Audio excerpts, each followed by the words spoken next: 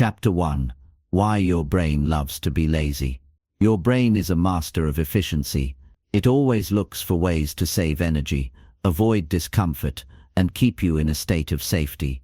This is why, when faced with something that requires effort, your first instinct is to delay, rationalize, or look for an easier alternative. The human brain evolved for survival, not productivity. In ancient times, wasting energy on unnecessary tasks could mean starvation or death. The brain learned to conserve energy by pushing you toward rest whenever possible. But in today's world, this instinct is no longer useful. Instead of helping you survive, it keeps you stuck, frustrated, and unfulfilled. Think about a time when you planned to do something important. Maybe it was working on a project, exercising, or learning a new skill. At the moment of action, your brain likely came up with 100 reasons to delay. You're too tired right now. It would be better to start tomorrow. You need to do more research before beginning. These thoughts feel real, but they're nothing more than excuses your brain generates to protect you from discomfort. The problem is, this automatic response creates a cycle. The more you give in to avoidance, the stronger the habit becomes. Your brain learns that putting things off is an effective way to avoid discomfort, so it keeps doing it. Before you know it, procrastination becomes second nature. The task that once seemed easy now feels overwhelming. The more time that passes, the heavier it becomes. Suddenly, what could have been done in an hour now seems impossible to even start. Every time you avoid action, you teach your brain that hesitation is the right response. But hesitation is nothing more than a mental habit. It's not a personality trait or a lack of ability. It's simply a pattern that has been repeated so many times that it feels natural. And just like any habit, it can be broken. The key is understanding that motivation doesn't come first, action does. Most people believe they need to feel ready before they can start. They wait for the perfect moment, the right energy, or the ideal circumstances. But this moment never arrives. Waiting for motivation is like waiting for a bus that never comes. You don't need motivation to start. You need to start to create motivation. Action creates momentum. The hardest part of any task is the beginning. Once you take the first step, your brain shifts gears. What once felt impossible suddenly feels manageable. This is why the smallest movement in the right direction can change everything. Your mind works like a snowball rolling down a hill. At first, it's small and slow, but with each movement, it picks up speed. The longer it rolls, the harder it is to stop. When you take action, even in the smallest way, you activate this momentum. Your brain shifts from resistance to engagement. The task no longer feels overwhelming. It feels doable. One of the most effective ways to break hesitation is to act before your brain has time to resist. The moment you feel yourself hesitating, count down from 5 and move. Stand up, open the document, start typing, put on your shoes. This simple act interrupts your brain's excuse-making process. It forces you into motion before your mind can talk you out of it. Starting small is another way to bypass resistance. If a task feels too big, break it down into something so easy that you can't say no. If you want to exercise, commit to just 2 minutes of movement. If you need to write a report, start with 1 sentence. If you need to clean, pick up just 1 item. More often than not, once you begin, you'll keep going. The hardest part is always the first step. Your environment plays a major role in your behavior. If distractions are within reach, your brain will choose them. If your phone is next to you, you will check it. If the TV is on, you will watch it. If junk food is on the counter, you will eat it. Your brain follows the path of least resistance. Change your environment, and you change your default actions. Make the things you want to do easy to start, and the things you want to avoid hard to access. Procrastination thrives on delay. The longer you wait, the harder it becomes. The more you think, the more excuses you create. The best way to silence doubt is to move before it takes hold. Once action begins, fear fades, resistance weakens, and your brain adapts to the new reality. Your brain might love being lazy, but it also loves progress. It thrives on accomplishment. The satisfaction of finishing something fuels confidence and momentum. Each completed task strengthens the habit of action. Over time, action becomes your new default. You no longer have to force yourself to start. It happens naturally. Discipline is not about forcing yourself to suffer. It's about training your brain to enjoy effort. When you see action as rewarding rather than painful, everything changes. The mind can be tricked into craving challenge instead of avoiding it. The more you associate effort with growth, the easier it becomes to push forward. Excuses lose their power when you refuse to listen. Thoughts of hesitation will still appear, but you don't have to engage with them. Recognize them for what they are: automatic responses, not truths. The more you override them, the weaker they become. With time, hesitation fades, and action takes its place. Laziness is not a fixed trait. It's a habit formed by repetition. It can be unlearned the same way it was learned. Your brain is not working against you. It's following the patterns you've taught it. Change the patterns, and you change your life. Chapter 2. The 5-second trick to beat hesitation. Hesitation is the silent killer of progress. It creeps in the moment you think about doing something important. You tell yourself you'll start in a few minutes, then an hour passes, then a whole day. Before you know it, the task sits untouched, weighing on your mind like an invisible burden. It's not that you don't want to do it. You do. You know it's important. You know it needs to get done, but something holds you back. That something is your own brain. It convinces you that waiting is the better option, that you'll be more prepared later, that now just isn't the right time. The truth is, your brain isn't trying to sabotage you. It's doing exactly what it was designed to do: keep you safe. The mind is wired to avoid uncertainty, discomfort, and anything that requires effort. It craves the familiar and resists change. This is why starting is always the hardest part. The moment you think about doing something difficult, your brain scans for danger. It detects the slightest hint of discomfort and immediately signals hesitation. That hesitation is the small gap between thought and action, and in that tiny space, everything is decided. If you act before your brain has a chance to resist, you move forward.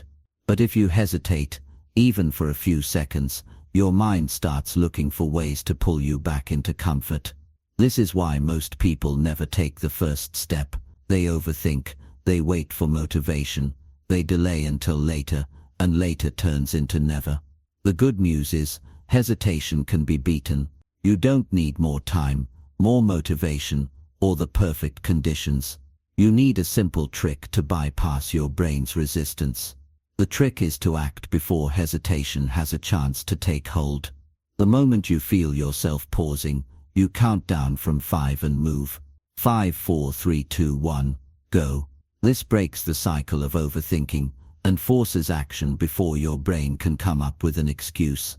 It works because it interrupts your automatic response to delay. Instead of falling into the habit of waiting, you create a new habit of immediate action.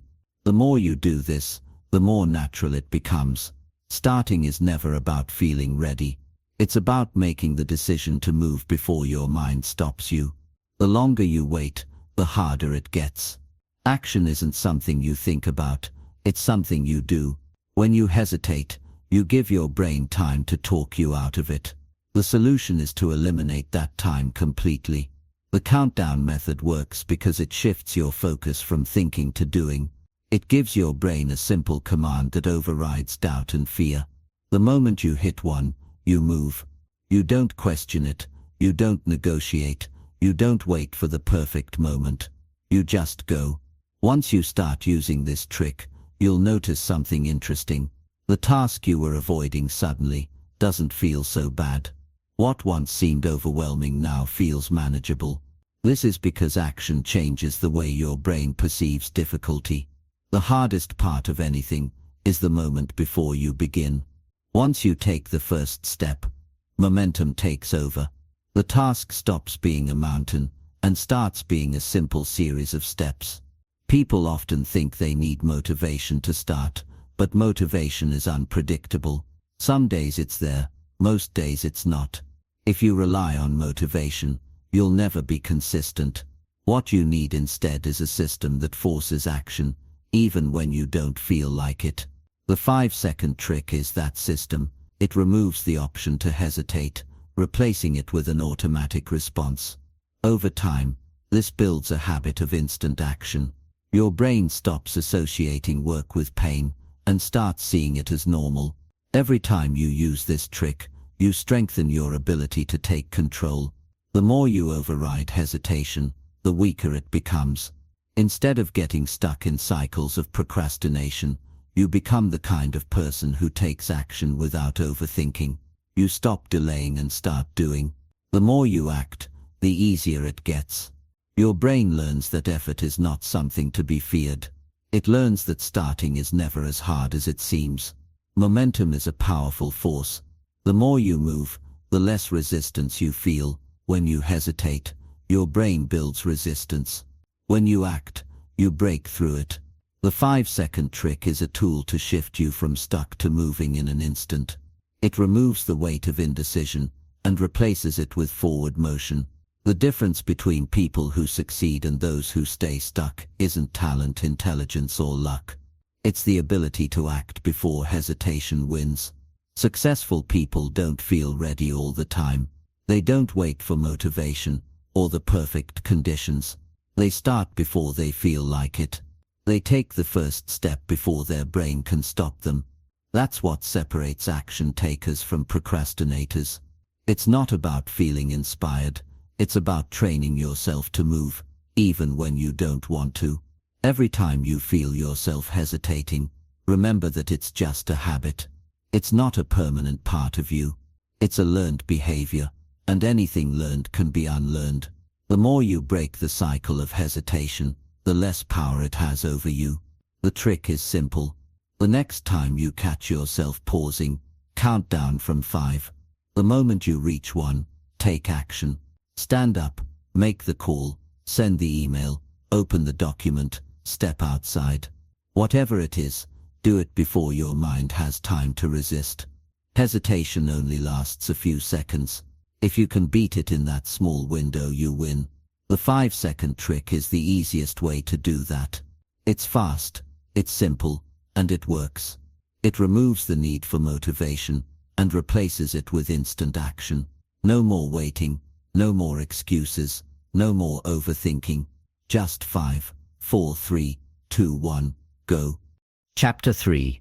How to start when you don't feel like it. There are moments when the thought of starting feels impossible. The task is right in front of you, yet you sit there staring at it, waiting for something to change. You tell yourself that you'll begin in a few minutes, but those minutes turn into hours, sometimes even days. The weight of inaction builds, making the task feel heavier than it actually is. The longer you wait, the worse it gets. It's not that you're incapable or unwilling, it's that your brain has convinced you that starting is too difficult. The mind has a way of exaggerating effort. It turns a simple action into a massive obstacle. What should be a 5-minute task feels like climbing a mountain. This is why starting is always the hardest part. Once you begin, everything gets easier. The resistance you felt before suddenly disappears. The work that seemed overwhelming no longer feels that way. You realize that the hardest thing wasn't the task itself, but the act of beginning. There is a simple way to break through this mental barrier. Instead of waiting to feel ready, you shrink the task down to its easiest form. If you don't feel like writing a report, tell yourself you'll just write 1 sentence. If you can't get yourself to exercise, commit to doing just 1 push-up. If you're avoiding cleaning, pick up just 1 item. When you remove the pressure of doing everything at once, the resistance fades. The mind no longer sees the task as overwhelming, so the excuse to delay disappears. Once you start, a strange thing happens. That 1 sentence turns into a paragraph. That single push-up leads to a short workout, and picking up one item often leads to cleaning the whole space. The trick is that action creates momentum. The moment you move, your brain shifts from hesitation to engagement. What once felt difficult now feels natural. You don't stop after one sentence because your mind is already in motion. You don't stop after one push-up because your body is already moving. The biggest mistake people make is believing they need to feel motivated first. They wait for the right mood, the perfect energy, or some external push to get started. But motivation is unreliable. It comes and goes. If you depend on it, you'll never be consistent. The truth is, action itself creates motivation. Once you start, even in the smallest way, the feeling of resistance fades. Your brain recognizes that the effort isn't as bad as it imagined. The more you act, the more motivated you become.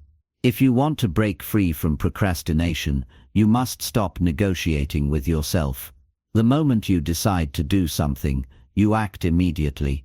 No mental debates, no thinking about how hard it will be, no giving yourself extra time.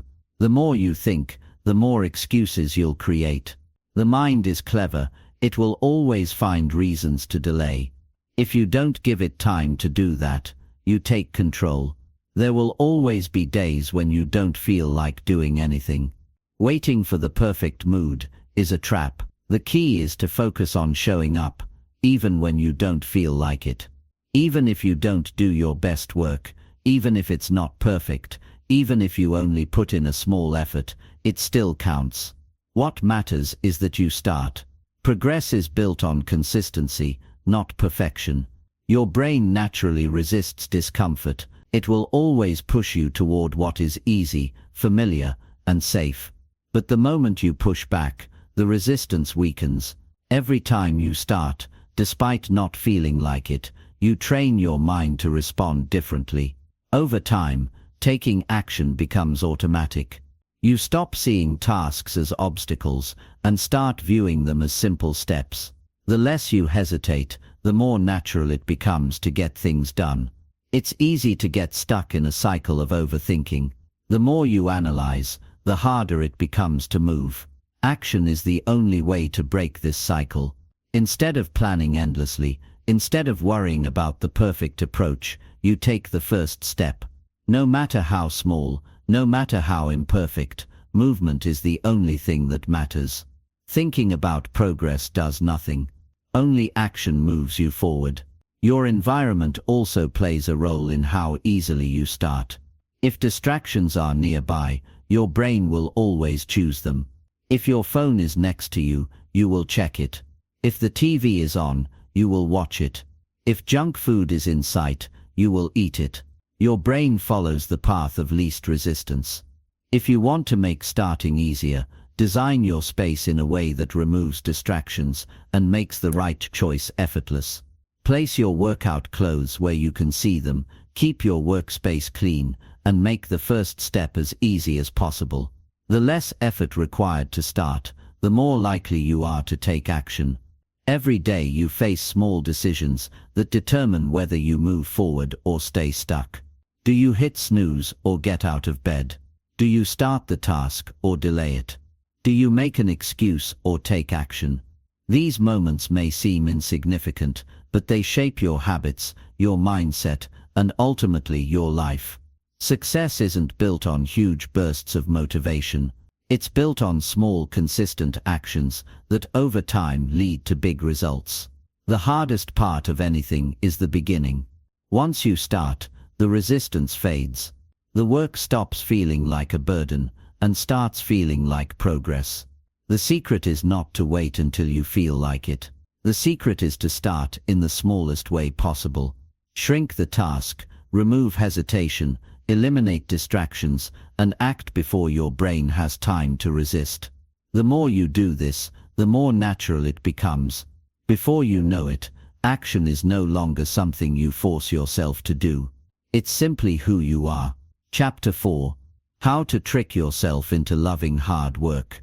Hard work has a reputation for being something people dread.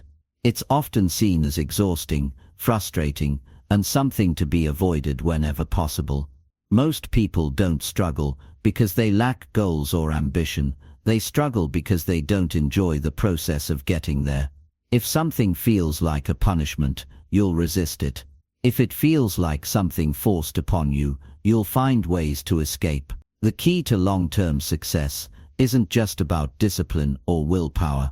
It's about changing the way your brain sees effort. Instead of viewing hard work as suffering, you have to trick yourself into loving it. The human brain is wired for pleasure. It naturally gravitates toward things that feel good and away from things that feel difficult. This is why entertainment, social media, and comfort are so appealing. They provide instant satisfaction with almost no effort.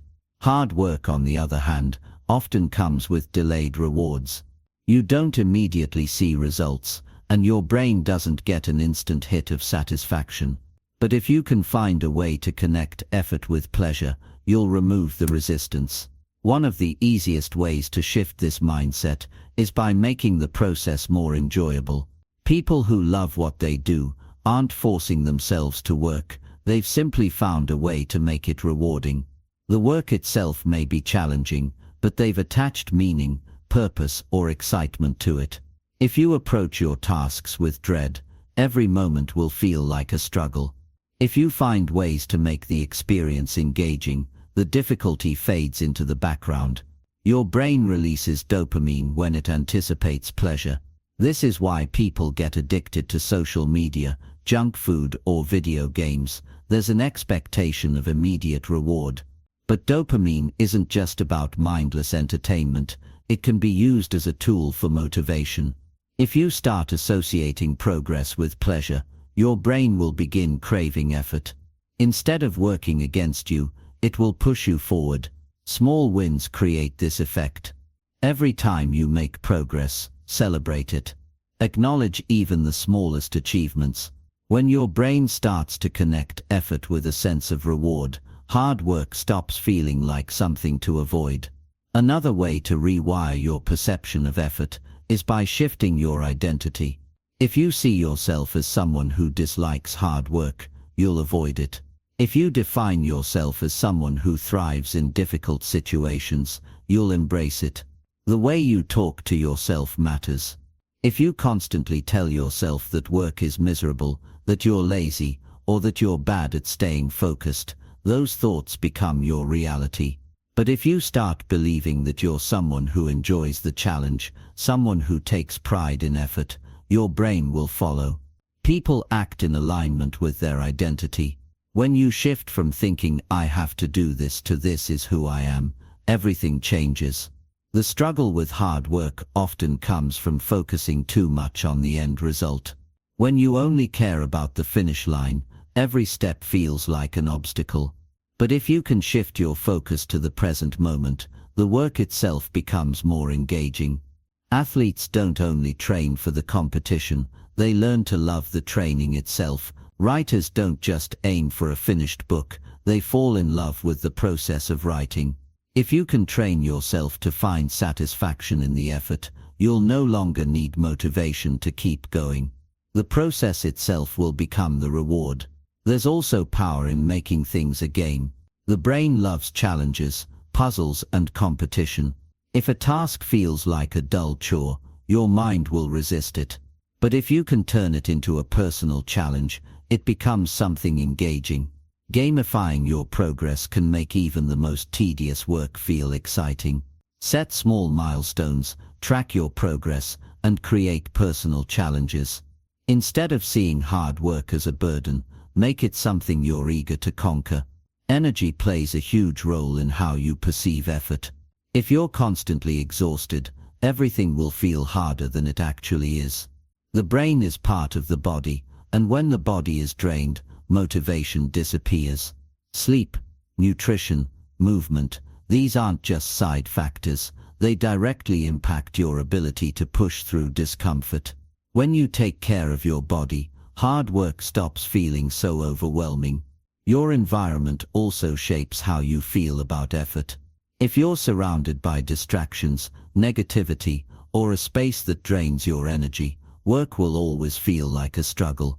If you create an environment that inspires focus and creativity, effort becomes easier.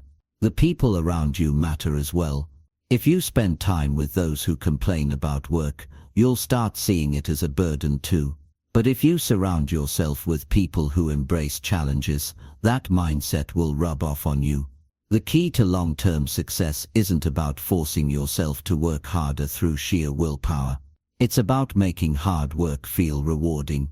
If you can find a way to enjoy the process, you won't need tricks to stay motivated.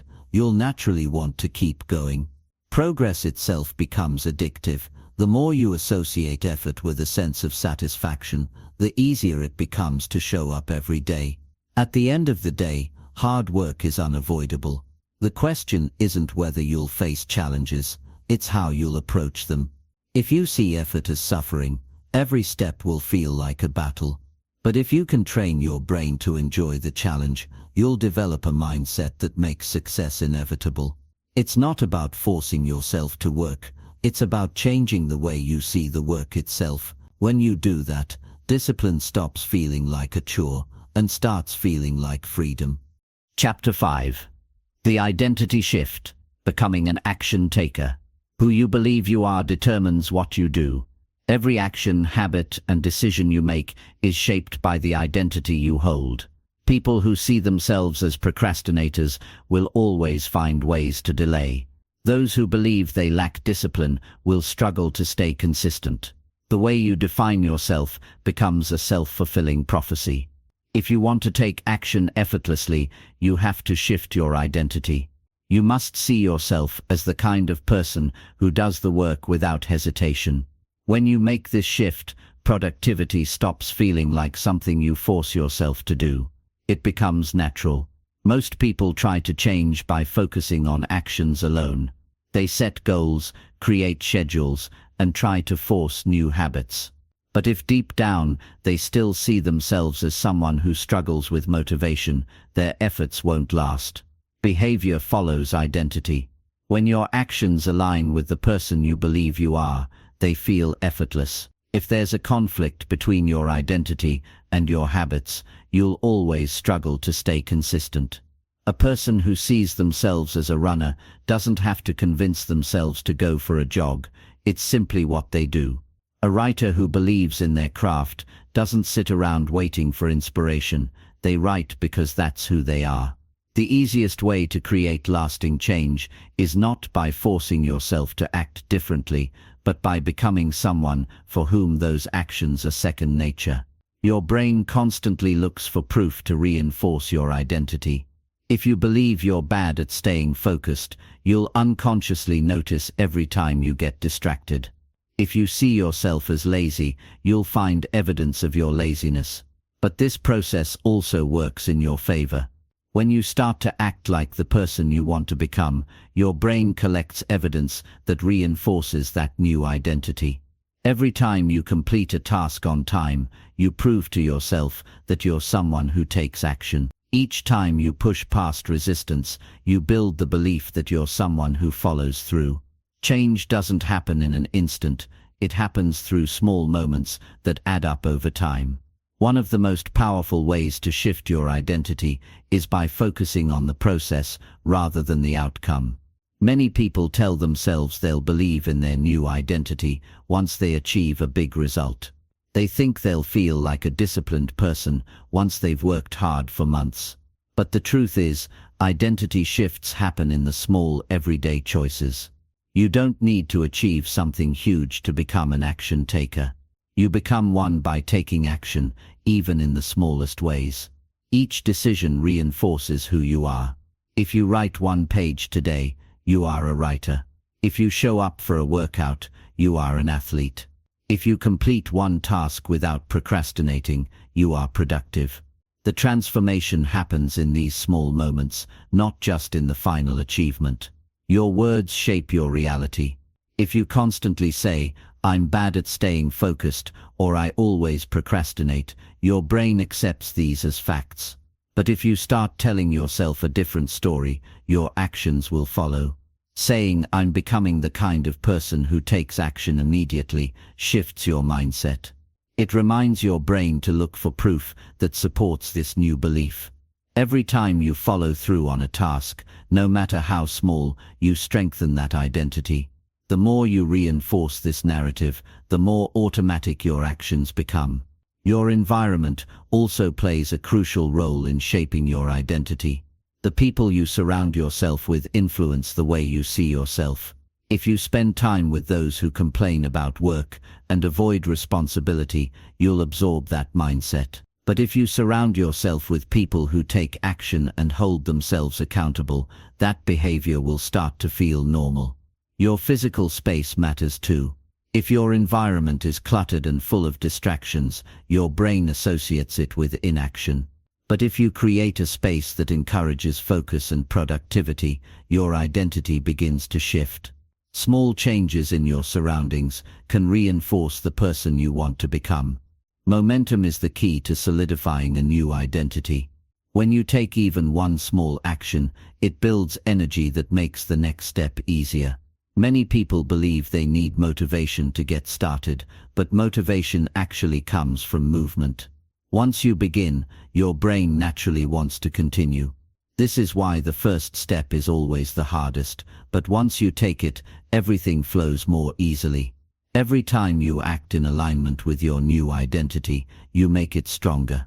Over time, the habits you once had to force become automatic. People who always get things done aren't necessarily more disciplined or more talented. They've simply built an identity around being the type of person who follows through. They don't waste time debating whether to start. They don't negotiate with themselves about whether they feel like it. They act because that's who they are. This is the real difference between those who succeed and those who struggle. It's not just about effort, it's about the way they see themselves. The shift happens the moment you stop identifying with your old patterns. The moment you stop saying, "I'm a procrastinator," and start saying, "I'm someone who takes action," everything begins to change. The more you prove this new identity to yourself through small actions, the more natural it becomes. Eventually, you don't have to think about it, it just happens. The resistance fades, and what once felt difficult becomes a normal part of who you are. The secret to lasting change isn't about trying harder. It's about seeing yourself differently. When you become the kind of person who does the work without hesitation, productivity stops being a struggle. It becomes automatic, effortless, and inevitable. Chapter 6. How to keep going every day. You wake up with the best intentions. Maybe you've got a list of things to do, a plan in place, and the hope that today will be the day you make real progress. But somewhere between the morning and the afternoon, your enthusiasm starts to fade. You get distracted by something small, checking your phone, scrolling through emails, or just zoning out. Before you know it, hours have passed, and your to-do list still looks exactly the same. It feels like something's missing. You know you should keep going, but the motivation just isn't there. The truth is, staying consistent isn't always about motivation. Motivation is fleeting. It's an emotion, and emotions can shift from moment to moment. 1 minute, you feel fired up. The next, you're questioning whether the effort is worth it. So what do you do when motivation is absent, but you still want to get things done? The answer lies in making consistency a habit, not an option. Consistency isn't about pushing yourself to work harder every single day. It's about creating a structure where action becomes the default. There's a powerful shift that happens when you stop relying on motivation to get things done. You don't wait until you feel inspired to act. You take action, whether or not you feel like it. The key to staying consistent is building routines that don't rely on fleeting feelings, but on systems that guide you toward progress. It starts by understanding that consistency isn't about perfection. It's about showing up, day in and day out, even when the conditions aren't ideal. The goal isn't to have a flawless streak, it's to develop the habit of moving forward, even when things feel difficult. You don't need a perfect day to keep going. You just need to make sure you don't let a bad moment or a setback derail you completely. The most successful people aren't necessarily those who work the hardest or smartest, they're the ones who show up, no matter what. The power of small wins is often underestimated. People tend to think they need to achieve huge breakthroughs to see progress, but real momentum comes from incremental victories. Every small step, every single task completed, contributes to your overall goal. By focusing on these small wins, you reinforce the habit of consistent action. You build a rhythm that becomes easier to follow. And as you see yourself making progress, even in the tiniest ways, you begin to reinforce the belief that you are capable of consistency. One of the biggest barriers to consistency is all or nothing thinking. We get caught up in the idea that if we don't have a perfect day or follow through perfectly, we've failed. This mentality can be paralyzing. If you skip one workout or forget one task, it feels like everything is ruined. But what if instead of looking at a mistake as a failure, you viewed it as part of the process? Every step back doesn't mean you've fallen behind. It's just one moment in the larger journey. Consistency doesn't require you to be perfect. It requires you to be persistent. The difference is subtle but important. Perfectionism causes stress, burnout and anxiety because it sets you up for constant disappointment. Persistence, on the other hand, is about weathering the storms and continuing even when things aren't perfect. You keep showing up. You keep doing the work. And each day, no matter how small, adds up. Building habits that encourage consistency starts with simplicity. You don't need a complicated system or elaborate plan. You need to make the actions so easy to complete that they become automatic. This might mean breaking down your tasks into smaller, manageable pieces. Instead of setting out to write a book in one go, write for just 10 minutes every morning. Instead of aiming to exercise for an hour, start with a 5-minute walk.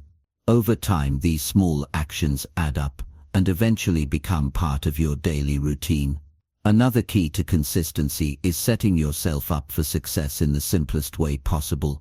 It's easy to let distractions get in the way, so the trick is to remove as many of them as possible before you start. If you want to write, turn off your phone notifications. If you're trying to be more productive at work, clear your desk of anything unnecessary. Your environment influences your behavior. The less you have to fight against, the easier it is to stay consistent.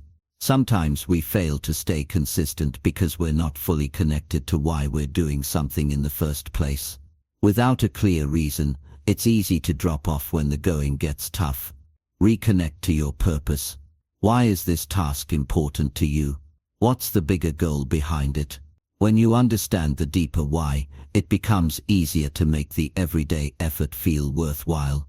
When you see the bigger picture, the small steps add up to something meaningful. The hardest part is often getting started. Once you begin, the momentum builds, and it becomes easier to continue. The idea of tackling a huge project can feel overwhelming, but breaking it down into smaller tasks makes it more manageable. Even if you only do a little each day, it adds up. Progress is progress, no matter how slow. Every action, no matter how small, is a step forward. Consistency thrives on routine. When you create a structure for your day, it becomes easier to fall into a rhythm of action. This isn't about creating a rigid schedule or becoming obsessed with following a timeline. It's about creating a rhythm that works for you, so your actions flow naturally. This could mean working on your most important task first thing in the morning, setting aside a block of time for deep work, or even having a designated place to work that helps you stay focused. The power of consistency comes from the fact that it compounds over time. It's not about making huge leaps all at once. It's about showing up every day, doing the work, and improving a little bit at a time. The compound effect of daily effort is what leads to big results. It's easy to overlook the small, but when they add up over weeks, months, or even years, the difference is staggering.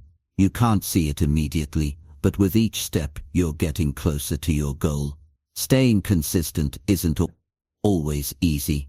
There will be days when motivation is low, when distractions are high, or when life gets in the way. But the key is remembering that consistency isn't about having a perfect day. It's about showing up every day, even when things are difficult. It's about making small daily efforts that add up over time. Keep going, no matter what. Even when you feel like you've fallen off track. Remember, consistency isn't about perfection. It's about persistence, and persistence always wins in the end. Chapter 7. The Power of Deadlines. Why time limits force action. Time seems to move in mysterious ways. Some days it feels like there's never enough of it, and other days it slips by unnoticed. But when you look back, you realize that time doesn't just pass. It's something we must work with intentionally if we want to make the most of it. This is where deadlines come in. They might seem like just a way to manage time, but there's so much more. Deadlines are a tool that can push you to act, cut through distractions, and force you to focus. They transform vague intentions into concrete actions. We've all experienced the power of a deadline, whether it's a work project, a personal goal, or a task we've put off for too long. You can procrastinate for weeks, but the moment a deadline looms, something inside you shifts. That pressure forces you to take action. What's happening here isn't some magical burst of motivation. It's the sense of urgency, the recognition that time is finite, and there are consequences to not acting. This pressure is what makes deadlines so powerful. They force you to make decisions, prioritize what's important, and move forward, even if it's uncomfortable. The reason deadlines work so well is because they put a boundary on time. Without that boundary, it's easy to procrastinate. You can always tell yourself you'll do something tomorrow, or next week, or after the weekend. But when there's a firm deadline, it cuts through that illusion of endless time. It turns your task into something that can't be ignored any longer. That pressure you feel, though uncomfortable, is actually what propels you into action. It creates a sense of necessity. But what happens when there is no deadline? What if you're working on something without a clear end point? It's easy to fall into the trap of doing nothing at all. Without the urgency of a deadline, it's tempting to put things off, telling yourself you'll get around to it later. But later never seems to come. This is where you have to create your own deadlines, even when no one else is holding you accountable. You might not have a boss breathing down your neck, but you can still set deadlines for yourself that create a sense of urgency. Creating your own deadlines doesn't mean adding more pressure or stress. It's about setting realistic, meaningful time frames for yourself. When you give yourself a deadline, even a self-imposed one, you're making a commitment. And when you make that commitment, you raise your standards. You're saying, this matters enough that I'm going to get it done within a set time frame. This simple shift in mindset can drastically improve your ability to get things done. The key to making deadlines work for you is understanding how to break down big projects into smaller, manageable tasks. A large project without a deadline can feel overwhelming. You look at the big picture, and it feels like there's no way to finish. But when you break it down into smaller, time-bound chunks, it becomes far less intimidating. Instead of thinking about the whole project, focus on one task at a time. Each of those tasks can have its own mini deadline. This gives you both direction and motivation. It's much easier to stay focused when you know exactly what needs to be done, and by when. Another trick is to treat your deadlines as if they're set in stone. Even if no one else is holding you accountable, pretend that there's someone waiting on you, that there's a team or client expecting results. You'll find that you take the deadline more seriously when you attach that external sense of responsibility. The pressure of knowing that someone else is relying on you, even if it's just an imaginary person, creates the kind of urgency that gets you moving. One of the most powerful ways to leverage deadlines is to use them as an opportunity for growth. Deadlines aren't just about finishing tasks, they're about challenging yourself to perform at your best. A deadline forces you to make decisions, prioritize what matters, and eliminate distractions. It teaches you how to work under pressure and still produce results. And while that may feel uncomfortable at times, It's in those moments of discomfort that growth happens. The sense of urgency that deadlines create also taps into another powerful force: your natural ability to focus. When there's a clear end point, your brain knows exactly where to direct its energy. It's not wandering, unsure of where to begin. It has a target, and that target fuels concentration. The more specific and time-sensitive your deadlines are, the more focused you become. You're not multitasking or spreading yourself thin. You're working on one thing at a time, knowing that it needs to be done by a certain point. This level of focus is hard to achieve without deadlines, but when you create them, you give yourself the structure needed to achieve it. Deadlines also help you overcome perfectionism. When you're working toward an open-ended goal, it's easy to get stuck in a loop of overthinking, refining, and second-guessing yourself.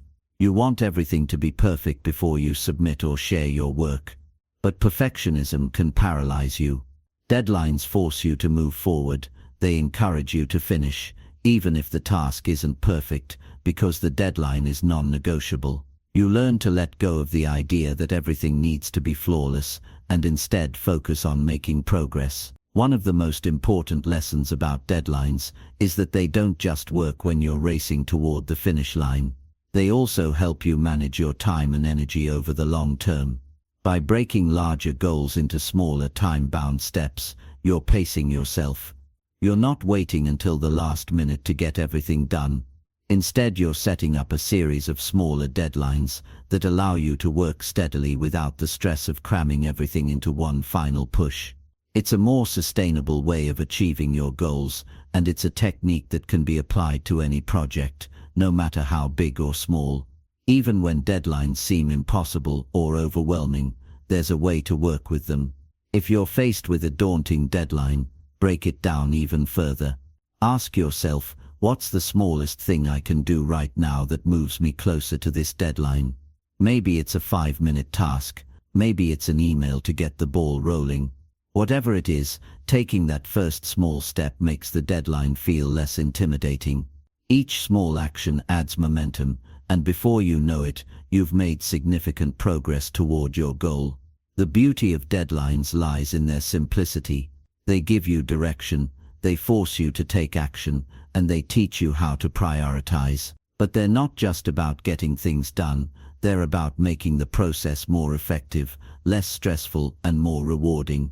The next time you find yourself struggling to stay on track, remember that the simple act of setting a deadline is often all it takes to break the cycle of procrastination and move toward meaningful results. Chapter 8. The No Plan B Trick.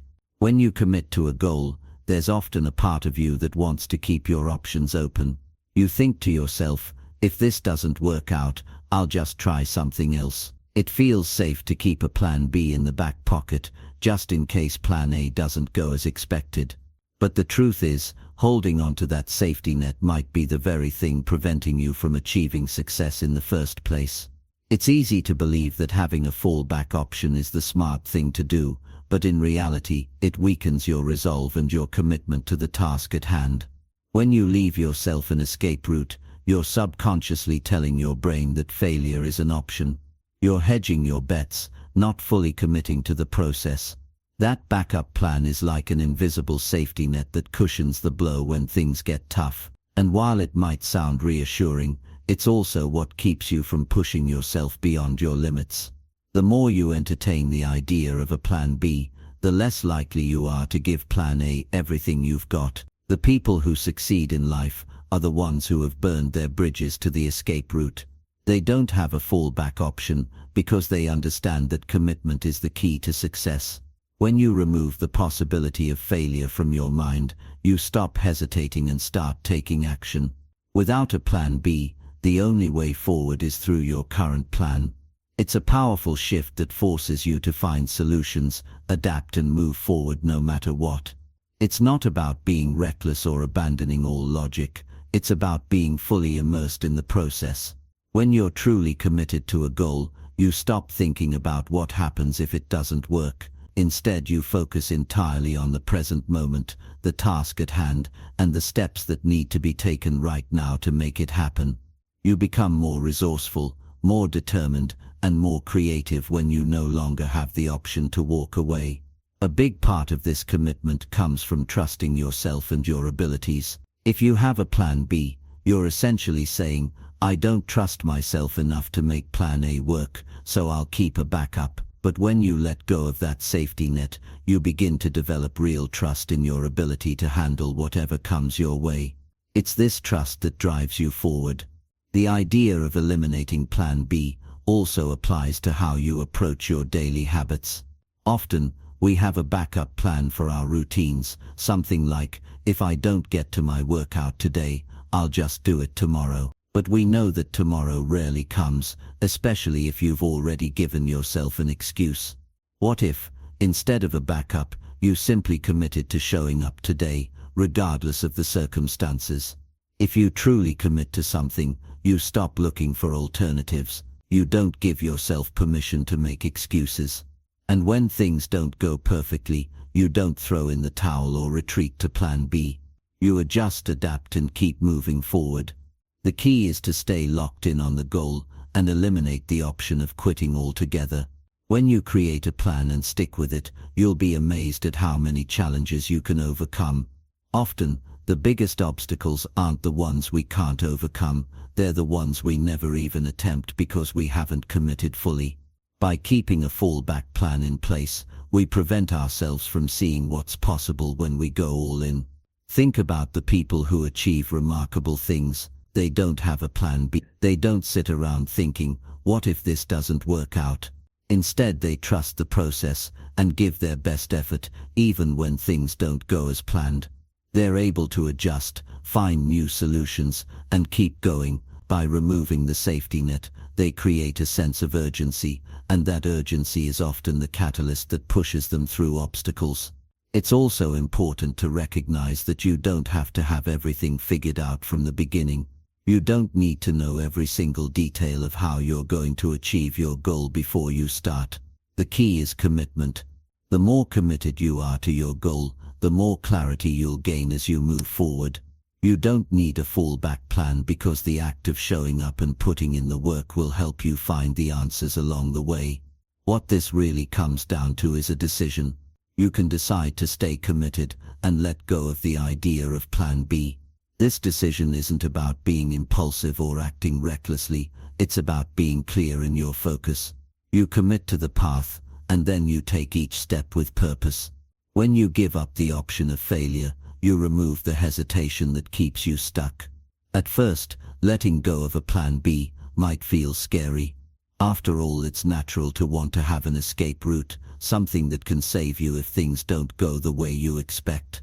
But as you begin to trust yourself in the process, you'll realize that the absence of plan B doesn't make you weak or unprepared, it makes you stronger. It forces you to rise to the occasion, tap into your inner resources, and find creative solutions when faced with challenges. The more you commit to your goals without distractions or doubts, the more you'll start to see real progress. You won't waste time considering what happens if you fail. Instead, you'll focus entirely on what you can do right now to make success happen. In the end, your progress isn't determined by the things you keep in your back pocket, it's determined by your ability to keep moving forward regardless of what may come. Letting go of plan B is a game changer. It's about committing to yourself and your dreams in a way that forces you to act. Without a backup, you have no choice but to make it work. And when you have no choice, you'll find that you're capable of more than you ever imagined. Chapter 9. How to remove distractions in 30 seconds. The world is full of distractions, and in many ways, they're designed to pull us away from our tasks. Whether it's your phone buzzing with notifications or the endless stream of online content begging for your attention, distractions are everywhere. The more you allow these distractions to interrupt your day, the harder it becomes to get anything done. It's almost like they're competing for your focus, and unfortunately, they're winning far too often. In order to make real progress in any area of your life, you have to learn to manage these distractions effectively. It's not enough to simply say, I'll try harder next time, or I'll push through the temptation. You have to take action, and that action has to be swift and immediate. The key is to remove distractions quickly, as soon as they arise, and do so in a way that doesn't disrupt your flow. One of the best ways to remove distractions is to recognize them before they fully take hold. Often the first sign that you're being distracted is a momentary loss of focus, an urge to check your phone, or a sudden thought that takes you off track. When that moment happens, you can't afford to let it slip by. The longer you wait to act, the more likely it is that you'll get sucked into that distraction for longer than you'd like. So how do you do it? How do you remove distractions without feeling like you're constantly fighting yourself? The key is to act quickly. The moment you feel yourself being pulled away from what you're working on, make an immediate decision to stop the distraction in its tracks. It can be as simple as turning off your phone's notifications, closing unnecessary browser tabs, or even physically removing yourself from the situation if you're in a place where distractions are unavoidable. But it's not just about the physical distractions. Your mind is another source of distractions, and it can be just as powerful as the outside world. Sometimes, your own thoughts and worries will try to pull you away from your task, convincing you that something else is more important. But if you can train yourself to notice these thoughts and recognize them for what they are, distractions, you can prevent them from taking over. It's about being mindful of where your attention is going and making the conscious decision to bring it back to what matters. An important part of this process is realizing that distractions are inevitable. No matter how hard you try, you can't completely eliminate them from your life, but you can control how you respond to them. The more quickly you acknowledge a distraction and remove it, the less time it will take away from your work. This is where the 30-second rule comes into play. Whenever a distraction arises, you have exactly 30 seconds to act. If you let that moment pass, you're more likely to get caught up in the distraction and lose focus for a longer period of time. By acting quickly, whether that means turning off your phone, closing a distracting app, or simply refocusing your mind, you're able to keep your momentum going and stay on track. It's not always easy to get rid of distractions, especially when they feel so pressing. We're conditioned to respond to notifications and messages right away, and it can be difficult to break that habit. But remember that every time you let a distraction take hold, you're giving away your power. You're allowing something outside of you to control your time, energy, and focus. And the longer you allow this to happen, the more difficult it becomes to break free. To be successful, you have to treat your time like the precious resource it is. Every second that you spend on something that doesn't move you closer to your goal is a second you'll never get back. And when you start to value your time more than you value the distractions, you'll naturally find it easier to avoid them. But that doesn't mean it will always be simple. It will take effort and intentionality on your part. One of the best ways to remove distractions is to set up an environment that supports your focus. This means getting rid of anything that might pull your attention away from what you're working on. If you're working from home, it could mean creating a designated workspace that's free from clutter or distractions. If you're in a public place, it might mean putting on noise-canceling headphones or sitting in a quiet corner where you're less likely to be interrupted. In addition to your physical environment, think about how you can set up your digital environment for success. Turn off notifications on your phone, put it in another room, or use apps that block distracting websites while you're working. The fewer external distractions you allow into your life, the easier it will be to stay focused on the task at hand. Another trick to removing distractions is to break your work into smaller, more manageable chunks. When you're faced with a large task, it's easy to become overwhelmed, and that can lead to a loss of focus. But if you break the task down into smaller, more achievable steps, you'll feel more in control, and you'll be less likely to get distracted. Focus on one thing at a time, and make sure you're giving it your full attention. You can also use timed intervals to boost your focus.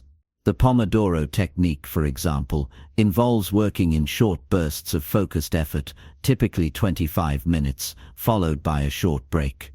During the 25 minutes, you commit to working without any distractions, and when the timer goes off, you take a break. This system helps you avoid burnout and ensures that your attention stays sharp during your work sessions. The key takeaway here is that you don't have to let distractions control your day. By taking proactive steps to minimize them and responding quickly when they arise, you can reclaim your focus and stay on track. Distractions will always be part of life, but you have the power to decide how much impact they'll have on your progress. By training yourself to act quickly and remove distractions in 30 seconds or less, you'll be able to get more done and stay on course toward your goals. And with time and practice, you'll find that focusing becomes easier and more natural, allowing you to accomplish more than you ever thought possible. Chapter 10. The One-Touch Rule. Stop wasting time on small tasks. You've probably heard it before, don't sweat the small stuff. It's one of those sayings that's often repeated, but rarely taken to heart. The thing is, the small stuff can actually be a huge problem when it comes to managing your time and focus. We all have a million tiny tasks that seem trivial on the surface.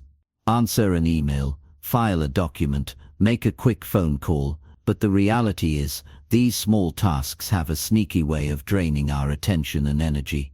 They may seem insignificant, but together, they pile up and consume more time than you'd think. If you've ever found yourself jumping from one tiny task to another, checking your email, answering texts, doing quick household chores, you know what I mean. It feels like you're doing something productive, but in reality, you're just spinning your wheels, never really moving forward. This constant switching between tasks can also leave you feeling mentally exhausted, even though you haven't accomplished anything substantial. One of the best ways to tackle this problem is by implementing the one-touch rule. It's simple, but incredibly effective.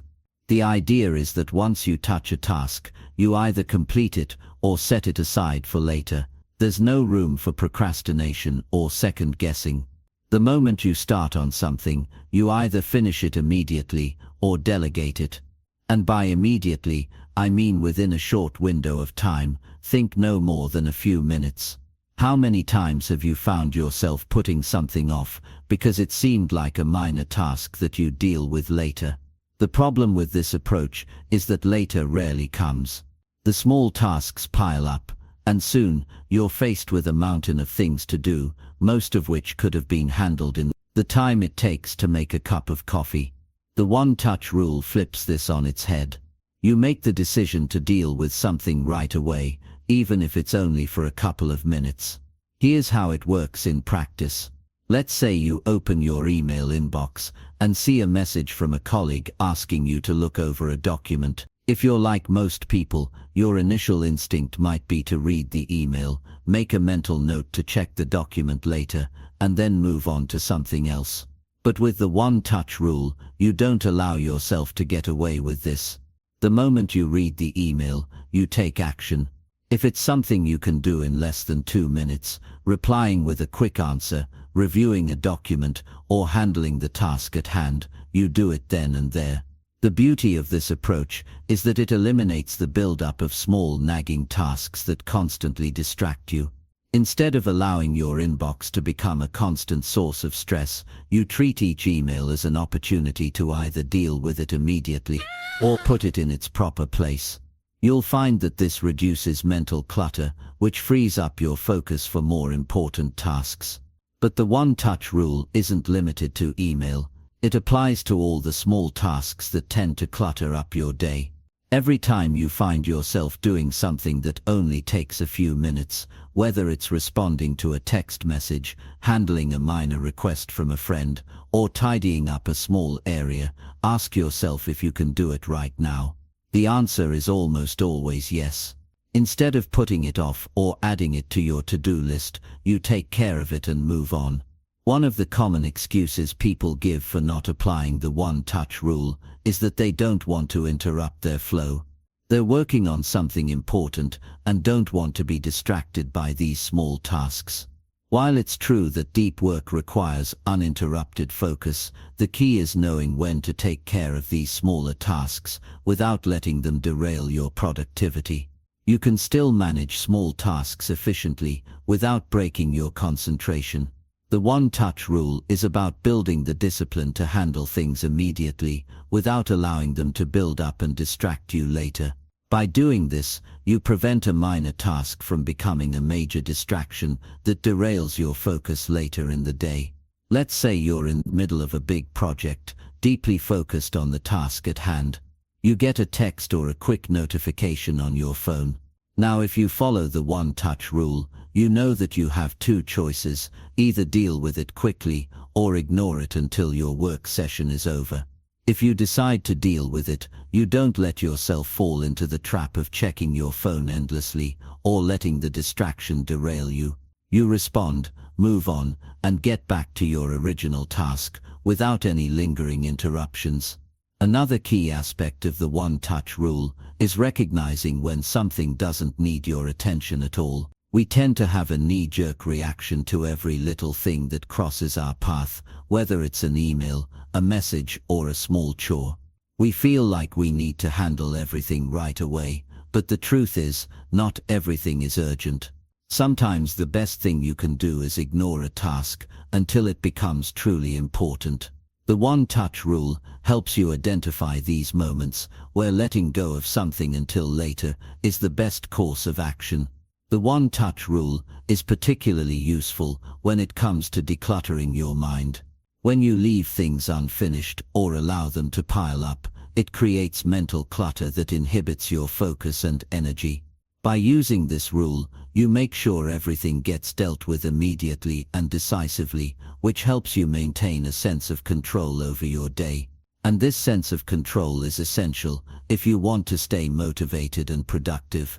As you start applying this rule in your daily life, you'll notice a few things. First, you'll be amazed at how much time you waste on tasks that could have been handled quickly. Second, you'll find that you have more mental space to focus on the important tasks that actually require your time and energy. You'll start to feel lighter, more focused, and more in control of your day. You may also find that the one-touch rule helps you build momentum. When you take care of small tasks immediately, you get a sense of accomplishment. This sense of progress propels you forward, helping you tackle bigger and more complex tasks. Over time, this practice can help you build a habit of efficiency where you no longer procrastinate on small tasks or allow them to pile up. By following the one-touch rule, you're not just getting things done faster. You're also changing the way you approach your day. You stop putting things off. You stop procrastinating. And you start taking control of your time, your focus, and your productivity. The small tasks no longer control you because you've made the decision to handle them immediately and efficiently. And in doing so, you free up your mental space to focus on what really matters. The power of the one-touch rule lies in its simplicity. It's a small change in how you approach tasks, but it can have a profound impact on your productivity and mental clarity. By training yourself to deal with tasks immediately, you'll be able to handle your day with more ease and confidence, leaving behind the stress and clutter of unfinished tasks. Chapter 11. The Willpower Myth. Why you don't need more discipline. We live in a world that constantly demands more of our time and energy. The more you try to push yourself, the more you're told that it's about willpower. The myth goes something like this: if you had more discipline, you'd be able to conquer your procrastination and get everything done. But here's the reality: willpower is not something you can rely on for long-term success. The idea that you just need more self-control or more discipline to get through your tasks is misleading, and it's actually one of the most dangerous misconceptions about productivity. We've all experienced those moments where we muster all our willpower to tackle something we've been putting off. Maybe it's a big project, an important conversation, or something else that requires a lot of focus. At first, we're determined. We push through the discomfort and force ourselves to stay on task. But then, after a while, we hit a wall. We get tired, we get distracted. Our motivation wanes, and what happens next? We procrastinate again. So, we double down, thinking that we just need more discipline and self-control, but this only leads to burnout and frustration. What's really going on here? The truth is that willpower is a limited resource. You can only rely on it for so long before it runs out. It's like trying to drive a car without refueling. You may be able to go a little while, but eventually you'll hit empty. That's why the key to overcoming procrastination isn't about trying to force yourself through it with sheer willpower. It's about creating systems and habits that work for you, ones that don't require you to depend on self-discipline all the time. Think about it. How often have you found yourself putting something off, even though you know it's important? It's because motivation is not something you can summon on demand. It's not something you can just turn on by sheer force of will. Motivation comes and goes, and when it's gone, willpower is all you have left to get you through. But that's not a sustainable way to get things done. So, what can you do instead? The first step is understanding that willpower isn't the solution to procrastination. The second step is recognizing that we don't need more discipline to get things done. We need smarter strategies. Think of it like this. Instead of trying to push your way through tasks with sheer willpower, create an environment and system that makes it easier to succeed. Make the actions you need to take part of your routine, and the motivation will come naturally. Take a look at your daily habits. Are they designed in a way that makes it easy for you to take action, or are they set up in a way that requires constant mental effort? The goal is to make productivity automatic. You don't want to have to constantly decide whether or not you'll work on something. You want it to be a natural part of your day, something that doesn't require you to fight yourself every time you need to do it. The more you rely on willpower, the more exhausted you'll become. But when you build systems and habits that support you, you'll find that action becomes almost effortless. You can start small by breaking down bigger tasks into smaller, more manageable pieces. If you look at a massive project and think, "I have no idea where to start," that's where procrastination kicks in. It feels overwhelming, and so you put it off. But if you break it down into smaller steps, suddenly it becomes much more manageable. You no longer need to rely on willpower to make progress. You've made it so easy to get started that there's no room for procrastination to sneak in. Another way to reduce your reliance on willpower is by developing routines. When your actions are habitual, they don't require any decision-making. Think about the things you do automatically, without having to think twice: brushing your teeth, making your bed, eating lunch. These are all habits, and they don't require much willpower to perform. Now imagine if you had the same kind of automatic habits for your work or personal projects. Instead of waiting for motivation to strike, you simply follow your routine, knowing that you're moving closer to your goals. Creating a routine also helps you avoid decision fatigue. When you're constantly having to make decisions about when to work, what to focus on, or how to approach a task, it drains your mental energy. But if you schedule your work in advance and make certain tasks part of your daily or weekly routine, you eliminate the need for decisions. You just do what's next, and the action follows naturally. One more thing to keep in mind is that willpower works better when it's not drained by unnecessary distractions. The more you can reduce distractions in your environment, the easier it will be to stay focused and take action. It's much harder to concentrate on a task if you're constantly checking your phone, responding to messages, or dealing with interruptions. By creating an environment that minimizes distractions, you allow yourself to focus on the task at hand without needing to use all your willpower just to stay on track. This doesn't mean that willpower has no role in our productivity. It's just that willpower is not something you can rely on alone. It's a limited resource, and using it wisely is key. Willpower is effective when it's used for short bursts of energy, like when you're in the middle of a deep focus session, or when you need to push through a particularly tough moment. But over the long haul, you can't rely on it to carry you through every task. Instead, you need a strategy that makes action automatic and effortless, so you're not draining yourself on a daily basis. Think of it this way: willpower is like a battery. At the beginning of the day, your battery is fully charged. But as you make decisions, push through difficult tasks, and resist distractions, your battery drains. The more willpower you use, the more you have to recharge. That's why it's so important to build habits and routines that reduce the amount of willpower you need. You want to reserve your energy for the moments that really require it. When you start to shift your focus away from willpower and towards creating effective systems, you'll notice a change in how you approach your day. Instead of struggling with self-doubt and fighting against your own impulses, you'll feel more in control. You'll stop feeling like you're constantly battling procrastination and instead start to feel like you're making consistent, meaningful progress. That's the power of habits and routines. When you make them work for you, procrastination no longer has a chance. And remember, the key here is not perfection. You won't always stick to your habits perfectly, and that's okay. What matters is that you're creating a framework that supports you in getting things done, even when motivation and willpower aren't at their peak. This approach will serve you far better in the long run than simply trying to force your way through every task with more self-discipline. Chapter 12. The Never Miss Twice Rule. Procrastination is an easy habit to fall into, and once you're in it, it's hard to break free. You might feel like you're constantly slipping into the same old cycle. You begin with good intentions, but then something derails you. A moment of hesitation turns into a day, a week, or even longer. But the good news is, it's possible to change that cycle. You just need to remember one simple rule: never miss twice.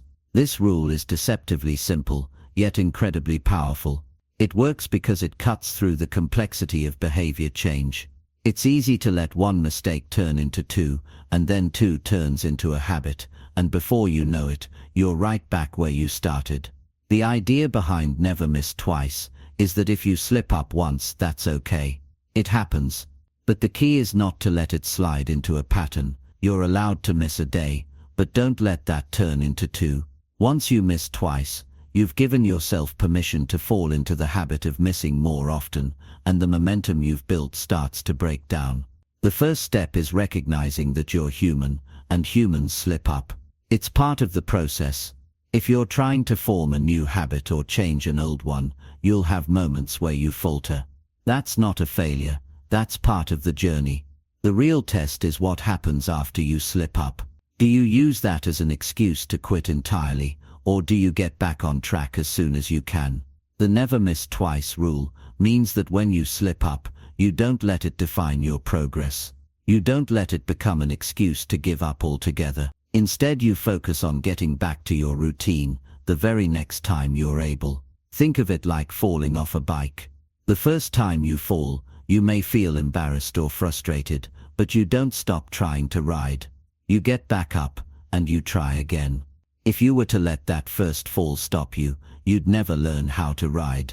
Life is much the same. Missing a day or failing once doesn't define you, but how you respond does. When you get back up quickly, you maintain your momentum, and you keep moving forward. This concept is essential in the fight against procrastination, because the moment you let yourself miss more than once, you've given procrastination a foothold. When you're trying to build momentum or stay consistent, the smallest slip-up can feel like the end of the world. It's easy to let a missed task or a day of procrastination snowball into something bigger. But the secret is in the recovery. The faster you can recover, the less power procrastination has over you. When you train yourself to bounce back immediately, you break the cycle before it has a chance to build any real momentum.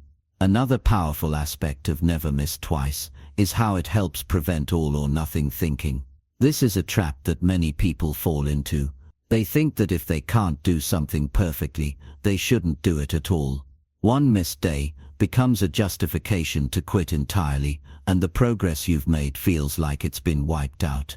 But in reality, perfection isn't the goal, progress is. The never miss twice rule helps you maintain your progress, even on the days when things don't go perfectly. You allow yourself room for mistakes, but you don't let those mistakes derail your overall goal. This rule also works wonders for long-term consistency. One of the reasons we procrastinate is that we see a big task and we feel overwhelmed. We think, this is too much, I'll never be able to do it all. But when you follow the never miss twice rule, you take the pressure off. You don't have to do everything in one go. You just need to show up consistently.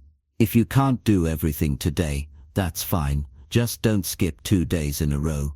When you stop expecting perfection and accept that you'll miss a day or get off track sometimes, you can start focusing on the bigger picture. The days when you're off track don't matter as long as you get back in the game the next day. What matters is showing up more often than not. If you make the rule to never miss twice, you're setting yourself up for success in the long term. The consistency you build over time will become the new habit, and it will be much easier to stay on track. Building this kind of consistency requires a mindset shift. It's not about avoiding failure or perfection. It's about embracing progress. It's about giving yourself permission to stumble, knowing that it doesn't define you. The key is to recognize that missing one day doesn't have to lead to missing more. It's a small but significant distinction that makes all the difference. Take a moment to think about the times in your life when you've let one mistake become 2, then 3, and so on. Maybe you've done it with a workout routine, or a project at work, or even with personal habits. It starts small, a missed day here and there, but eventually it turns into a pattern. This is the power of momentum, but it works both ways. Just as negative momentum can take you off track, positive momentum can get you back on track. The trick is in your response. When you miss, get right back to it. The faster you do that, the more your brain starts to associate consistency with ease, and the less procrastination will hold power over you. You can think of your mind like a train. Once it's moving, it's hard to stop. It takes effort to get it started, but once you build up momentum, it keeps moving with less energy. The same thing happens with good habits. The more you show up, the easier it becomes to show up again. And if you let one slip-up derail you, it's like stopping that train completely. The more you allow yourself to stop, the harder it is to start again. The rule is simple: never miss twice. When you do, you keep the momentum alive. This approach works in every area of your life, whether it's work, personal goals, relationships, or health. The key is consistency, and the never miss twice rule is your safeguard. Every time you show up, you're reinforcing your commitment to the task, your discipline, and your ability to push through challenges. The more often you show up, the less room procrastination has to take hold. And when you do slip up, you'll be ready to get back on track quickly. Keeping your momentum strong. By embracing the never miss twice rule, you're giving yourself permission to fail without giving up. You're committing to progress, not perfection, and that's the key to overcoming procrastination. The next time you slip up, don't let it define you. Get back on track immediately, because as long as you never miss twice, you'll keep moving forward, no matter how many times you stumble along the way. Chapter 13. How to Stop Overthinking and Take Instant Action. Procrastination often creeps up on us when we let our minds run wild with thoughts that spiral out of control. The more we think, the more we tend to doubt ourselves, overanalyze, and freeze up in the process. It's like staring at a mountain and wondering how you'll ever climb it, only to end up not even trying. The truth is, you're not stuck in a cycle of procrastination because you're lazy or incapable. You're stuck because you've overthought yourself into inaction. The key to breaking this pattern is surprisingly simple: stop thinking and start doing. Overthinking is a common problem for many people. It's that constant mental chatter that leaves you paralyzed. You think about everything that could go wrong, all the things you need to get done, and the endless list of what-ifs. This constant analysis ends up being a barrier to action. Instead of jumping in and figuring it out as you go, you remain stuck in the thought process, afraid of making a mistake. But here's the thing: you don't need to have it all figured out right away. You don't need to know the next 10 steps. You just need to take the first one. The moment you can break free from overthinking and just act, you'll realize that most of the fear was imagined. The task that once seemed overwhelming becomes manageable once you take that first step. It's like getting into a cold pool. At first it's uncomfortable, but once you're in, you start adjusting. The same happens when you take action. You may not know all the answers, but as soon as you begin, the path will begin to reveal itself. This is one of the most powerful tools in overcoming procrastination. Stop thinking and start doing. The longer you wait, the more time you give your mind to make excuses, to doubt, and to delay. The quicker you act, the less time your mind has to create all of those roadblocks. A simple trick to cut through the noise is to focus on the very first action, no matter how small. Forget about the entire project or goal for a moment. Break it down to the simplest task, something so small that it's hard to resist. Maybe it's opening a document, writing one sentence, or getting up and putting on your shoes. The goal is to focus only on that first action and nothing else. Once you complete that small step, you'll feel a sense of accomplishment. That feeling is important because it shows your brain that it's capable of doing the task, and that initial success helps overcome the inertia that holds you back. Once you've made that first move, the rest becomes easier. It's like setting the ball in motion. From there it's all about building momentum. The problem with overthinking is that it tricks your brain into believing that it's the same as actually doing something. You feel like you're accomplishing something just by thinking about it. But thinking doesn't move you closer to your goals. Action does. Imagine a car that's stuck in the mud. You can think about it for hours, worry about how deep the mud is, or how hard it'll be to get out. But nothing will change until you start moving the car, no matter how small the movement is at first. Action is the key to breaking free from that stuck feeling. This isn't to say that thinking doesn't have its place. Planning and strategizing are important steps in achieving your goals. However, there comes a point when planning becomes an excuse for not taking action. It's a form of procrastination in disguise. Overthinking leads you down a rabbit hole of endless scenarios and worst-case outcomes, and in the end, nothing gets done. If you find yourself doing this, take a step back and remind yourself that planning without action is pointless. You can't strategize your way out of everything. Sometimes you just have to dive in and learn as you go. To make this a habit, train yourself to act without hesitation. This can be tough at first, especially if you've been caught in the trap of overthinking for a long time. But the more you practice it, the easier it gets. Start by committing to small, immediate actions. The goal is to take the first step quickly, before your mind has time to talk you out of it. Instead of sitting there wondering what the best way to approach something is, just do something. It doesn't have to be perfect. In fact, it likely won't be. But that's not the point. The point is to move.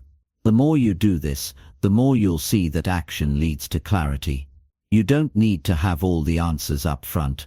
The answers will come as you move forward. Another aspect of overthinking that keeps people stuck is the fear of making mistakes. This fear often paralyzes you before you even begin. But here's something important to remember. Mistakes are part of the process. Every successful person you admire has failed and made mistakes along the way. Failure isn't the enemy, it's part of the journey towards success.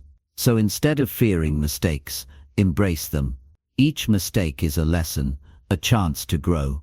When you shift your mindset to see mistakes as opportunities for learning, you stop allowing them to hold you back.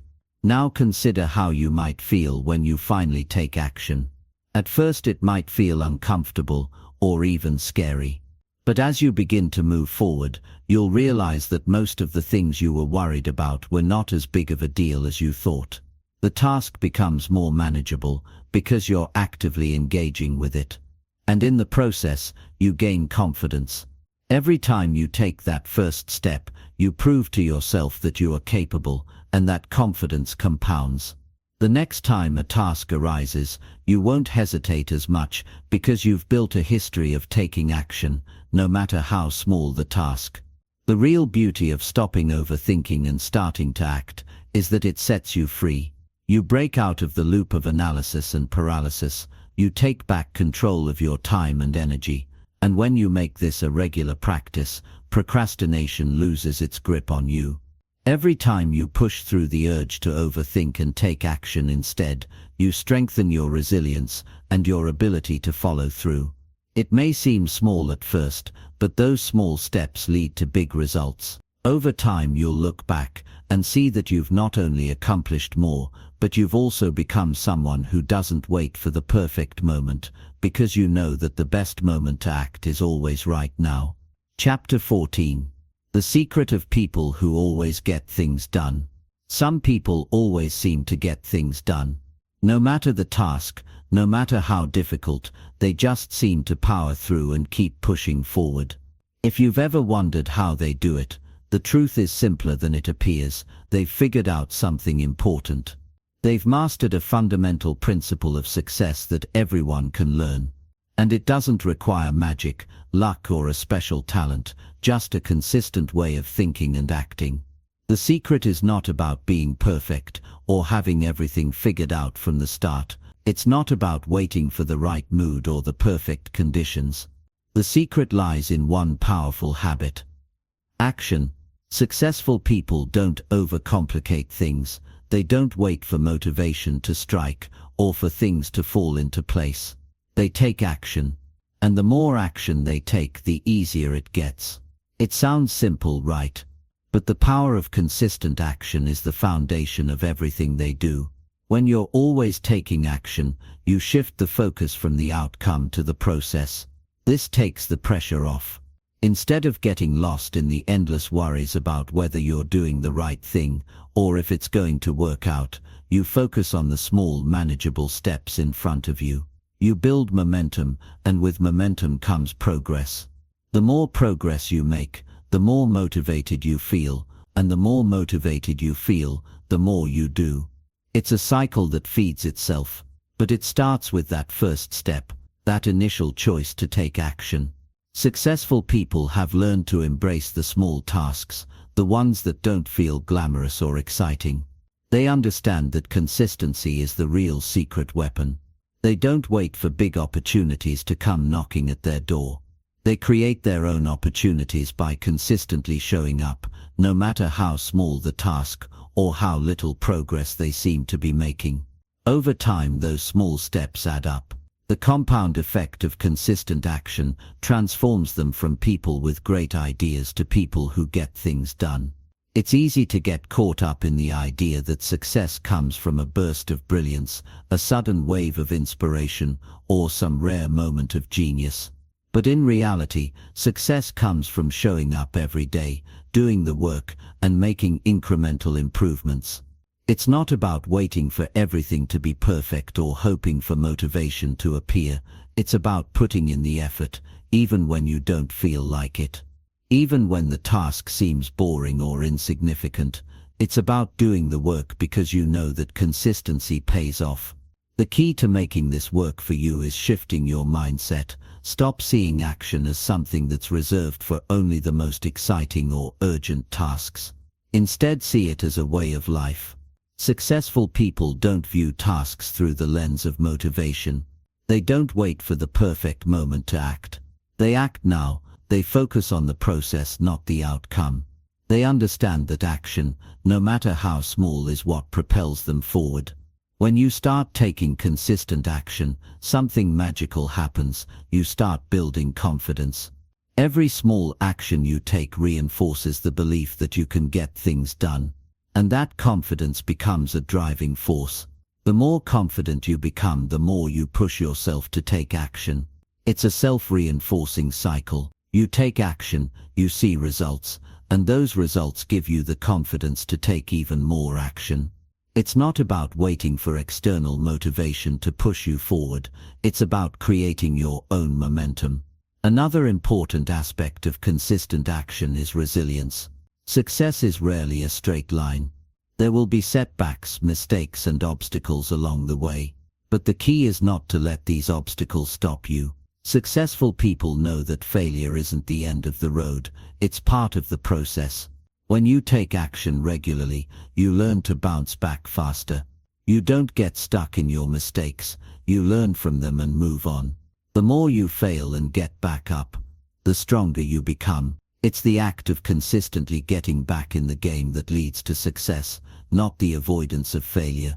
This principle can be applied to any area of life, whether it's work, health, relationships, or personal development. Consistent action is the thread that ties all successful people together. It doesn't matter if they're building a business, writing a book, or training for a marathon. The secret is the same: they show up every day, even when they don't feel like it. They do the work regardless of how they're feeling. Over time, those actions compound and the results speak for themselves. If you want to start making progress toward your goals, the first step is to stop waiting. Stop waiting for the perfect moment, the right feeling, or the ideal circumstances. Start taking action right now, with what you have. Even if you feel uncertain or uncomfortable, do it anyway. Take that first step. Take a small action and then another. The more you do this, the easier it becomes. You'll start to see that the results don't always come from big dramatic actions. Often it's the small consistent steps that lead to the biggest changes. The power of consistent action is that it builds a solid foundation. Over time, you'll look back and realize that the success you've achieved didn't come from one lucky break or one big moment of inspiration. It came from all the small actions you took, day after day. The more you show up and do the work, the more you prove to yourself that you're capable. And that sense of capability becomes a powerful motivator in itself. So when you look at the people who always seem to get things done, remember that it's not magic. It's not that they have some special ability. It's that they've learned the power of consistent action. And you can learn it too. You don't need to wait for motivation. You don't need to wait for the perfect circumstances. You just need to take action. Do something, no matter how small, and then do it again. Over time, you'll see that action is the key to breaking through procrastination and creating real lasting change in your life. Chapter 15. The 5-minute end-of-day review. You can spend an entire day being busy and still feel like you got nothing meaningful done. The hours pass, tasks pile up, and by the time the day ends, exhaustion sets in.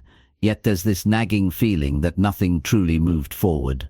This happens because, without reflection, without looking back at what was actually accomplished, the mind remains scattered.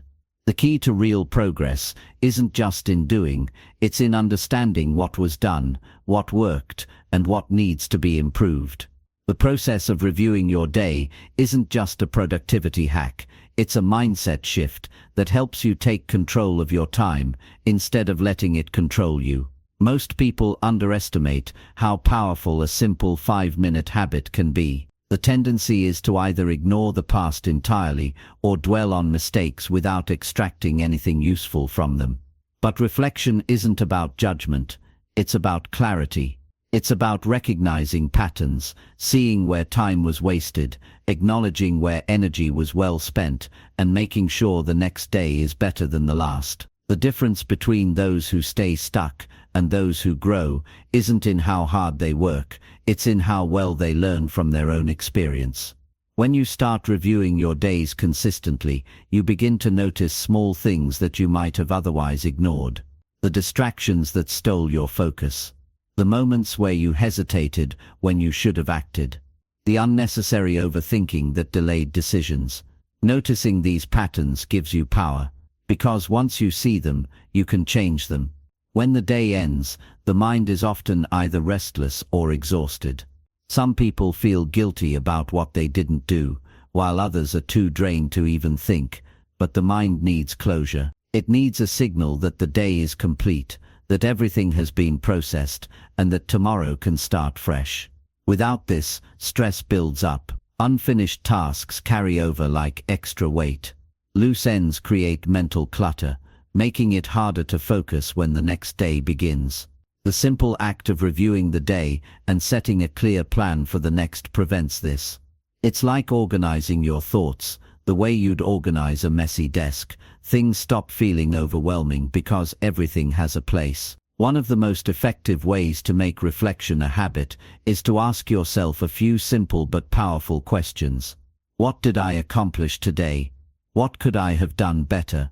What are my top priorities for tomorrow? These aren't questions to overthink, they are questions to answer instinctively, based on what naturally comes to mind.